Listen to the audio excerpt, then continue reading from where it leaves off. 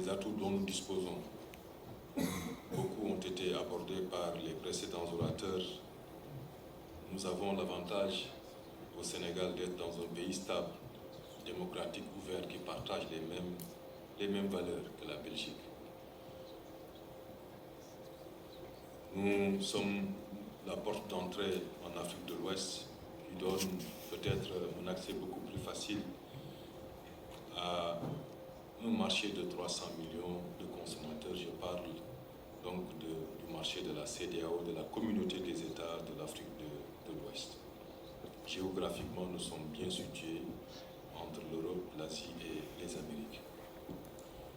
Nous avons également une économie saine et compétitive, comme j'ai eu à le dire dans mes propos liminaires, une monnaie convertible avec un taux fixe par rapport à l'euro, un euro donc valant 655,957 francs CFA, garantit donc une stabilité du taux de change, une monnaie que nous partageons avec 7 autres pays donc, de l'Afrique de l'Ouest.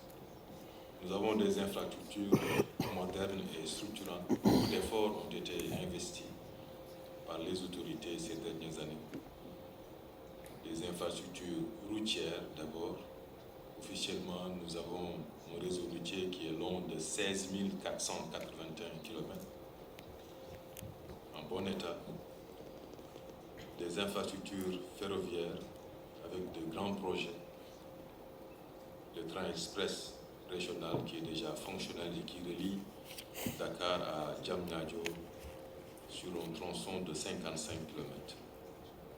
Le chemin de fer Dakar-Bamako pour avoir accès à l'Interland est en cours de réhabilitation avec d'autres partenaires et est long de 1286 km. Un nouvel aéroport est mis en service depuis 2016, situé donc à 55 km au sud de Dakar. Nos infrastructures énergétiques, nous disposons pour le moment de 1600 MW de puissance énergétique, composé de mix, dont 32% donc, est constitué de solaire, d'éolien et d'hydroélectricité. Donc nous sommes déjà à l'heure de la diversification, à l'heure de la réduction du réchauffement climatique. Et ce sont des efforts qui sont appelés à se poursuivre. Une main-d'œuvre jeune et qualifiée, 75% de la population étant composée, ayant donc, excusez-moi, moins de 35 ans. Le port de Dakar est très connu par les Belges, puisqu'il y a Invest qui est investi. Je n'ai pas besoin de trop m'attarder sur sa position stratégique en Afrique. Notre port est en construction, qui s'appelle le port du futur à Ndayane, qui est situé à peu près 60 km au sud de Dakar, qui constitue le plus grand investissement jamais réalisé au Sénégal, actuellement donc par DP World, 837 millions de dollars. Et qui comprendra également une zone économique spéciale. À côté, il y a le port de Bargny-Siré qui prendra en charge d'importants volumes d'importation de produits miniers, minéraliers et pétroliers.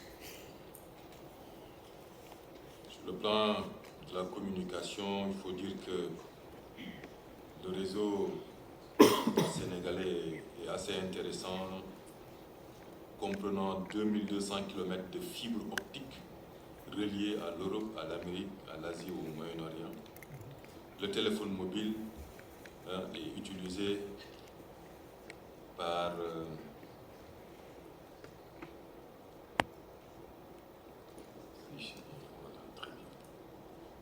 16 millions d'abonnés, un taux de pénétration des services mobiles de l'ordre de 103,29%.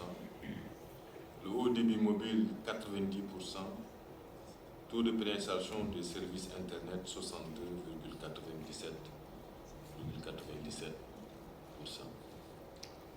Il me reste maintenant, Altesse Royale, Mesdames et Messieurs distingués invités, en conclusion, vous dire que au Sénégal, il n'y a ni exclusivité dans n'importe quel secteur pour personne. Il n'y a ni exclusion de personne. À l'AIBD, l'aéroport international Blaise Diagne, où vous atterrirez dans quelques semaines par un vol de SN Bruxelles. L'aéroport qui se trouve à 55 km au sud de Dakar a été construit par 2 compagnies turques, adjudicataires en 2016 d'un contrat de gestion pendant 25 ans, selon le modèle BOT. L'aéroport sera desservi à partir de décembre 2023 par un train express régional construit par les compagnies françaises NJ et Thales pour 2 milliards de dollars. À côté se trouve une autoroute à péage dont le contrat de concession est gagné par Eiffage Sénégal, filiale de Eiffage France. La traversée de l'aéroport de Dakar fait découvrir la nouvelle ville de Diamniadio, qui concentre une diversité d'investissements dans les domaines de l'habitat, de l'hôtellerie, de l'industrie, avec une plateforme industrielle intégrée en extension, en cours de réalisation par la Chine.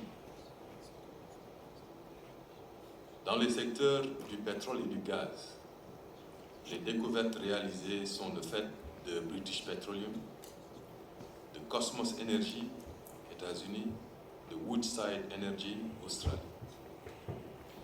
DP World, qui réalise le port multifonctionnel de Ndayane, le plus gros investissement jamais réalisé au Sénégal, est un partenaire des Émirats arabes. Vous voyez donc qu'il y a de la place pour tout le monde. Il y a une grande diversité. Notre souhait, c'est donc d'accueillir plus de gros investissements belges. Ce que nous voulons, c'est plus de Carmeuse. Ce que nous voulons, c'est plus de Sinvest.